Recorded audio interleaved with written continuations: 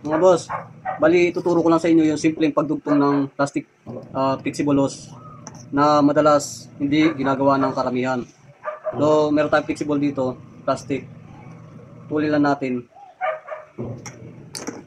O, yan. Para madugtong natin to ng maayos, kailangan natin ng isa pang flexible hose na kasing size lang din niya. Hahatiin mo lang to sa gitna. Yan mga boss. Simple lang yung pagdugtong nito, pero hindi ito ginagawa ng karamihan. So, tara. Una, pasok natin yung isa dito.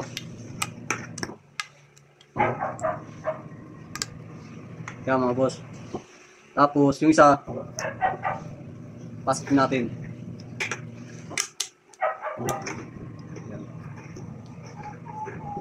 Ganito lang mga boss. Nasa inyo na yan kung lalagyan nyo ng glue or pandikit para mas matibay. Yan. Tingnan nyo, parang walang nangyari. Pakishare na lang po kung nakatulong ang video ito. Maraming salamat.